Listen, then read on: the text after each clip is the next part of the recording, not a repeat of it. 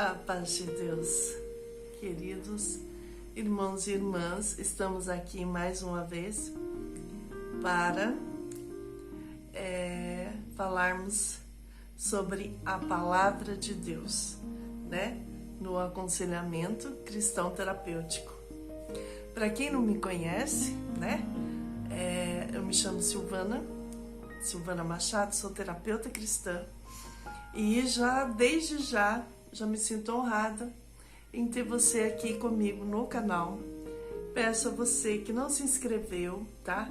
Que se inscreva no canal. Aí embaixo tem uma letra em vermelho, inscrever-se. Aí você vai, ativa o sininho, tem um sininho do lado. Você ativa o sininho de notificação toda vez e coloca todas. Toda vez que eu fizer um vídeo, automaticamente o YouTube notifica você, tá bom?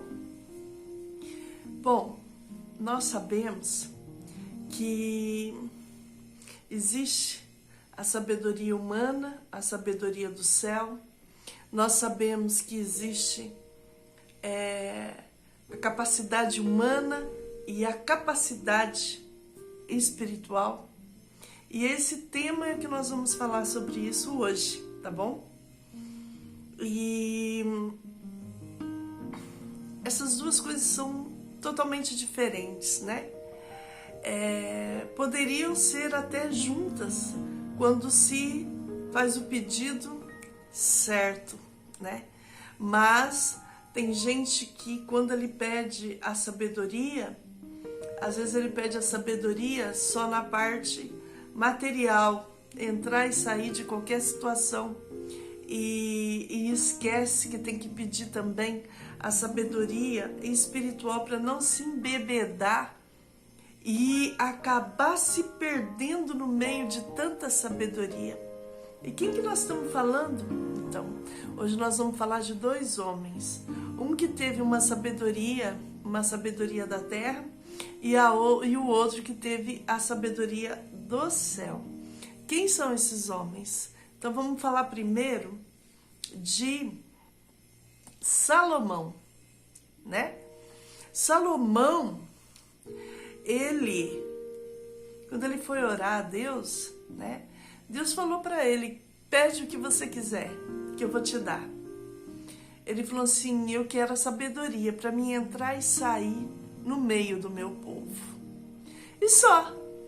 Ele não pediu assim, ó, eu quero a sabedoria para mim entrar e sair no meio do povo e a sabedoria do céu para mim resistir também, né? Para mim ter as duas sabedorias, a da terra e a do céu. Não, ele só pediu isso, que ele queria sabedoria para ele entrar e sair no meio do povo. E Deus falou para ele assim: bom, já que não me pediste ouro, nem prata, nem nada, então eu vou te dar também todas as riquezas, né?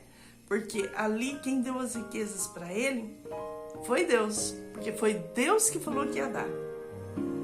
Só que Salomão, ele não vigiou. Salomão, ele foi um homem super imprudente, um homem inteligente, porém imprudente, né? Ele, para granjear mais riquezas, porque já que Deus falou que ia dar as riquezas para ele foi, como se diz, cavucar essa riqueza, né? Saber onde que estavam essas riquezas. E para transformar, né? Tudo aquilo que Deus falou que ia dar riqueza para ele fez negociações que não devia ter feito, alianças que não deviam ter sido feitas, né? Ele praticamente se vendeu. Ele se vendeu a tudo o que ele achou que para ele estava certo, né? Ele se vendeu quando ele começou a se casar com várias mulheres de várias outras nações. E cada mulher dessa que vinha até Jerusalém trazia os seus ídolos, adorava os seus ídolos, e aí começou a ter uma série de ídolos, né? Num lugar só, concentrado num lugar só, que seria Jerusalém, com misticismos e com tantas coisas que vêm de lá até hoje, né?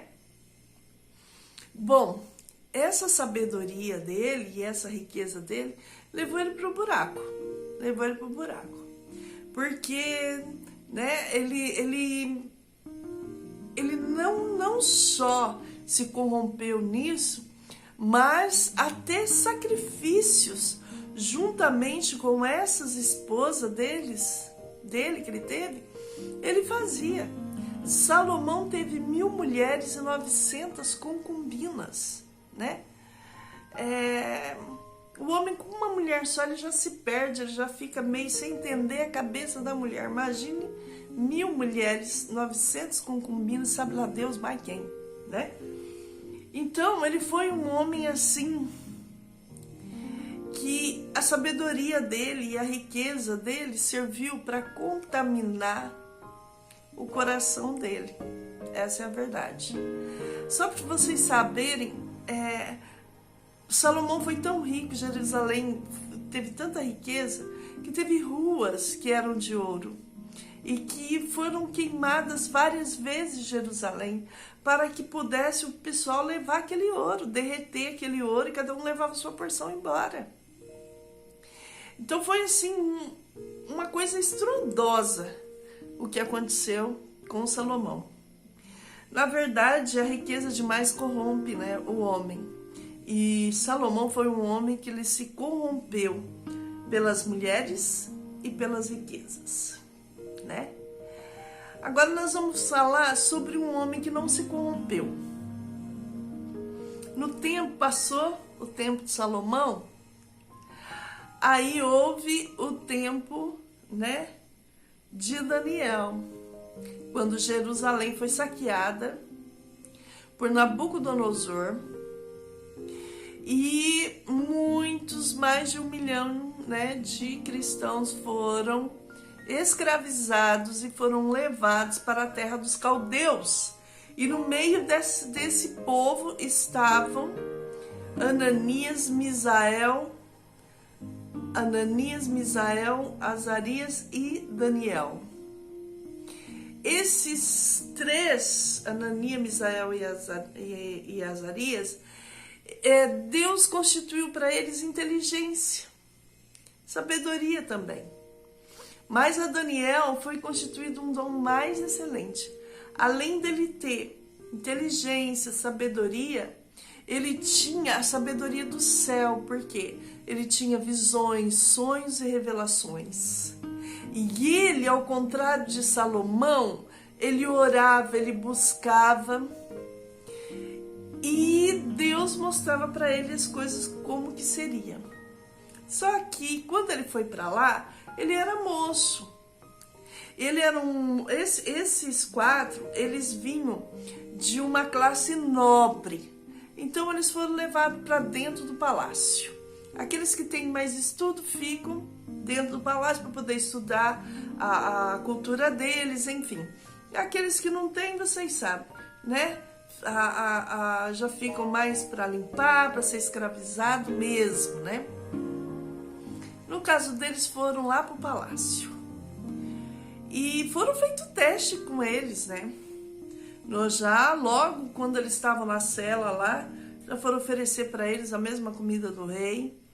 E Daniel e eles se recusaram a comer a comida do rei, porque toda a alimentação, toda a bebida, tudo era sacrificado aos ídolos babilônicos. Então ele se recusou a comer, por isso preferiu comer legumes, frutos, verduras, né, a ter que se banquetear com o resto que sobrava da mesa do rei, porque como ele estava escravo, ele não ia comer o banquete do rei, porque ele não era um convidado do rei, ele era simplesmente um escravo. Ele ia comer o quê? As sobras, né? E, consequentemente, Daniel estando ali, ele era muito novinho ainda, ele começou a ler aqueles papiros que estavam lá, E passou muito tempo, né? Porque Daniel, ele era praticamente como se fosse um engenheiro, um arquiteto, que ele ajudava ali, fazer várias reformas, várias construções. Ele ajudava ali no palácio. Mas quando ele leu sobre a história do povo de Jerusalém, o que o povo fez para estar naquele sofrimento, onde Deus via, e eles clamavam, mas Deus ouvia, mas não atendia. Deus encerrou o céu para eles. O céu estava de bronze, né? O céu estava encerrado. Então ele caiu aquele peso nele, né? Tipo assim. Então quer dizer, nossos pais pecaram, o povo pecou. E nós que somos outra geração estamos aqui pagando por esse erro deles, né? E ele falou, quer saber? Eu vou buscar desse Deus, ver se esse Deus ainda nos ouve, ver se esse Deus faz alguma coisa por nós, né? E ele começou a orar, ele começou a buscar a Deus e ele resolveu fazer um jejum para que Deus respondesse a oração dele. E o jejum de Daniel, quando ele fez, não é esse jejum que o pessoal está aí acostumado a falar em comer fruta, verduras e legumes. Não. Isso aí é um jejum que as pessoas fizeram isso, né? Todo mundo fez isso daí de fazer um jejum assim. Mas, na verdade, o jejum que Daniel fez foi 100%, né? Sem comer nada. Sem comer nada. Porque ele falou que não tinha comida, né? Ele não quis comer nada, tá escrito aqui. Manjar desejável ele não comeu, nem carne, nem vinho, tá? Entraram na minha boca. E nem me ungi com unguento, até que se cumprisse as 3 semanas, até que se cumprisse os 21 dias. Então tá aqui, ó, gente, tá aqui. Então, não tem nada a ver com aquele jejum que o pessoal fala, de fruta, verdura e legume. Isso foi quando ele entrou lá, né? Lá na Babilônia. Na verdade, o jejum dele foi sem comer nada, nem se ungir, não se ungiu, né? E mesmo assim ainda estava trabalhando, viu? Aí o que aconteceu?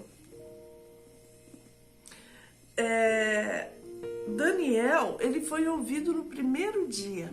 Primeiro dia que ele orou, Deus ouviu a oração dele e designou o anjo Gabriel, que é o anunciador das boas novas, para ir até onde estava Daniel. Acontece que quando o anjo chegou, que depois nós vamos falar sobre isso, na segunda dimensão, para poder chegar até Daniel, o que aconteceu? O anjo travou, né? O príncipe da Pérsia não deixou ele descer, não deixou ele entregar aquilo que Deus queria entregar para Daniel, avisando que Deus tinha ouvido a sua oração e que por ter ouvido a oração, Deus ia mostrar mais coisas para ele, mas que também ia livrar, voltar a trazer o povo do cativeiro. E veio aquela guerra. De repente, Daniel continuou ali, fazendo jejum, continuou esperando e o anjo não vinha. E Deus lá do céu, logicamente, deve ter olhou e falou, eu já designei um anjo, meu servo está orando ainda. O que está acontecendo? Aí foi perguntar, né? Tipo, o que está acontecendo? Aí Gabriel já mesmo avisou, né? Eu tô aqui com o príncipe da Pérsia, ele tá lutando comigo. E eu não tenho como passar aqui, porque ele não deixa eu passar. Deus já mandou chamar quem? Miguel, o arcanjo Miguel, que é o anjo guerreiro. E o arcanjo Miguel, quando ele apareceu, já foi imediatamente ao encontro de Gabriel. Quando chegou lá, lutou com o príncipe da Pérsia, que é o adversário, e o Gabriel pôde falar as boas novas para Daniel. E quando Gabriel começou a falar, ele disse assim: não temas, Daniel, porque desde o primeiro dia em que aplicaste o teu coração a compreender e humilhar perante teu Deus, são ouvidas tuas palavras, e eu vim por causa das tuas palavras. Mas o príncipe do reino da Pérsia se pôs de frente de mim 21 dias, e eis que Miguel, um dos primeiros príncipes, veio para ajudar-me, e fiquei ali com os reis da Pérsia. Agora vim fazer-te entender o que há de acontecer ao teu povo nos derradeiros dias, porque a visão é ainda para muitos dias.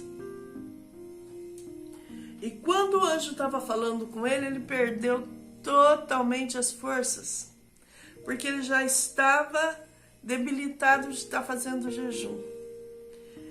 E só ele via o anjo. Ele ouvia o anjo, e aqueles que estavam com ele saíram tudo correndo, porque não viram, não ouviram, mas sentiram que alguma coisa diferente estava ali, naquele rio, perto do rio Quedar.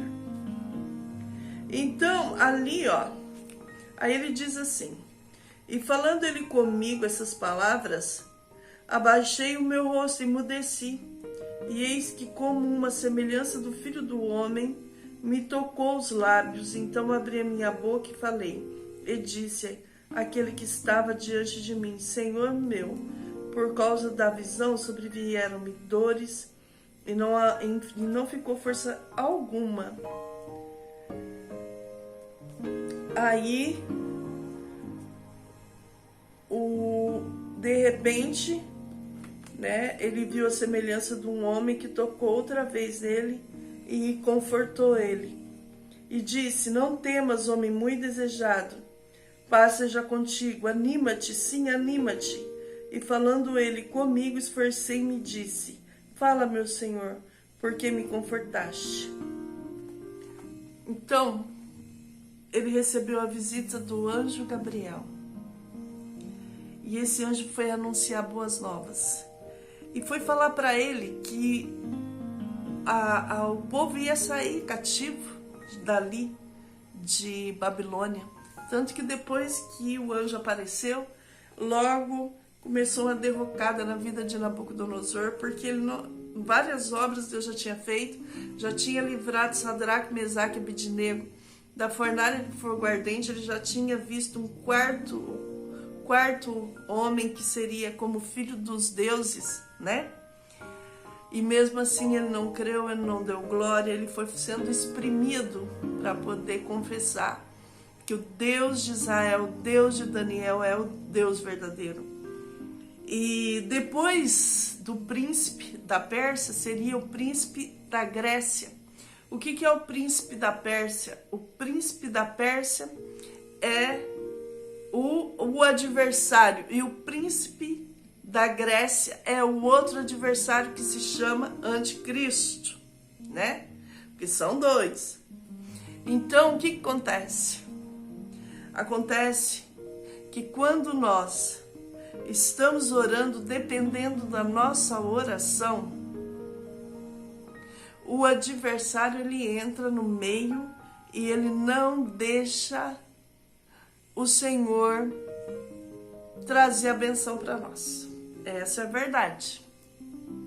Por isso que tem, como eu falei já em outro vídeo, tem certas orações que nós temos que fazer para que o universo escute, para que o adversário escute, para que ele tome o seu rumo, tome o seu tento e saia do nosso caminho. Mas tem orações, principalmente quando é de petição, porque aqui Daniel também estava fazendo uma petição para Deus explicar para ele, para saber se Deus tinha ouvido a oração dele, se Deus ia responder a oração dele, se Deus ainda amava aquele povo, se Deus ainda ia fazer alguma coisa por aquele povo. E como ele orou, né? Então existe a primeira dimensão, que é a dimensão onde nós estamos aqui, que é a dimensão que nós estamos abaixo do primeiro céu, que seria, né, o nosso aqui, primeiro céu, que é onde nós estamos, o segundo céu, que seria aonde está as potestades, né, as trevas. Que o que acontece nesse segundo céu? Esse segundo céu não permite que as nossas orações cheguem. É uma luta para chegar até o céu. É onde atrapalha, dá desânimo, dá sono. Nós não temos força muitas das vezes de orar. Tudo isso por quê? Porque o adversário, ele sempre se apresenta, né, para falar alguma coisa, ou até mesmo para fazer como ele fez aqui. Ele se entra na frente, mesmo que Deus envie um anjo, né? Mesmo que Deus envie um anjo, tem uma luta para chegar a benção até nós. Então, nós estamos aqui, nessa terra, como servos de Deus. Nós fomos remidos, lavados no sangue do Cordeiro. E aquele que creu e crê em Jesus Cristo, né? Ele está sob a proteção divina, porque nós não somos do mundo, nós moramos no mundo, mas a nossa pátria realmente ela não é aqui. Nós temos sob nós um poder sobrenatural. Se não fosse assim, o anjo não teria vindo para anunciar as boas novas para Daniel, e o anjo das trevas não teria vindo para impedir desse anjo descer. Tá claro isso? Tá claro que a nossa luta realmente ela não é contra a carne e o sangue, mas sim contra as hostes espirituais da maldade nos lugares celestiais. E esses lugares celestiais era a dimensão, né, no segundo céu. O quinto céu é as trevas puras, né? Então, e a dimensão espiritual também somos nós. Nós também somos o templo e a morada do Espírito Santo. A partir do momento que nós temos o Espírito Santo dentro de nós e cremos em Jesus Cristo, nós não somos vistos como carne e osso, não. Nosso adversário vê nós como adversário mesmo, como se fosse luz, lâmpadas de luz. Então ele vem com tudo. E como que a gente vence isso? Orando, jejuando, não blasfemando, não reclamando, né? E sempre confessando que Jesus Cristo é o nosso intercessor. Sempre confessando que Jesus Cristo é o nosso pastor. E pedindo a Deus, por Jesus Cristo, que Jesus Cristo nos cubra com seu sangue. Porque está escrito assim, que no nome de Jesus você vai contra o adversário da sua alma. E no sangue de Jesus você é protegido pelo sangue de Jesus contra o adversário. Que quando ele olha para você, ele vê você com o sangue do Cordeiro. E ele vai embora. Aleluia. Tô toda arrepiada, gente. Tô toda arrepiada. Então, quando nós servimos a Deus, nós não estamos aqui para brincar, não, de ser crente, não. Ou é crente ou não é crente. Ou serve a Deus ou não serve a Deus. Porque o inimigo ele não brinca com ninguém, não. Ele não brinca, não. Ele é velho, ó. Ele conhece todas as nossas fraquezas. Aleluia. Então, nós sempre temos que estar debaixo do sangue de Jesus Cristo. Pedindo a Jesus Cristo que Ele nos cubra com o teu sangue, cubra com o teu sangue os nossos filhos, nossos netos, toda a nossa família. E saber o que sai da nossa boca. Porque se até uma oração feita a Deus, muitas das vezes o adversário, ele entra na frente para embargar, aleluia, imagine quando sai da nossa boca coisas que desagradam a Deus. Ele pega tudo e vai lá tacar na cara de Deus, para que nós não recebamos de Deus as bênçãos designadas na nossa vida. Mas nós vamos fazer o seguinte, nós vamos clamar o sangue do Cordeiro. Porque se nós clamar o sangue do Cordeiro, o sangue de Jesus Cristo, não há potestade que pare de pé, aleluia.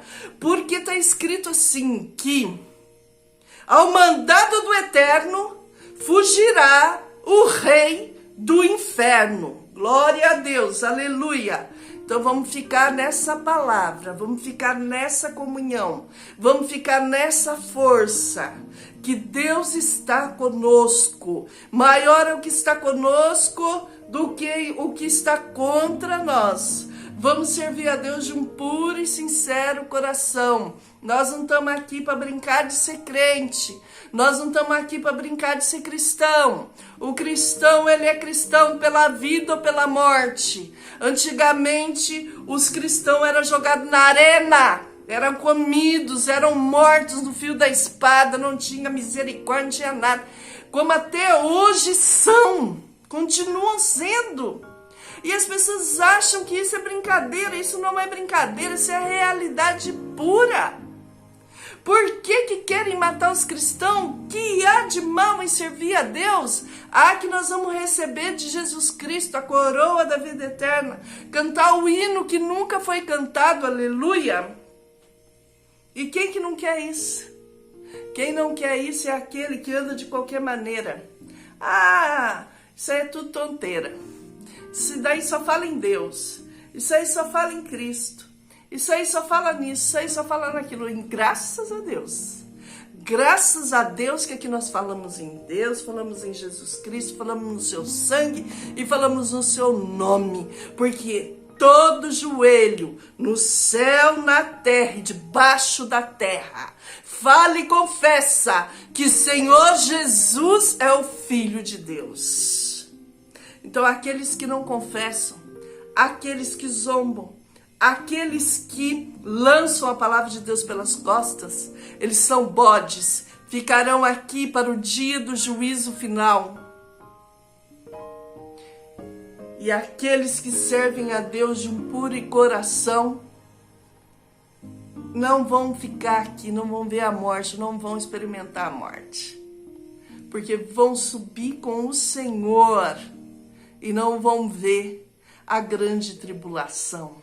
Porque essa grande tribulação que está para vir é para aqueles que negaram o nome do Senhor Jesus. É lá para aquele povo lá também de Israel que não crê no Senhor Jesus.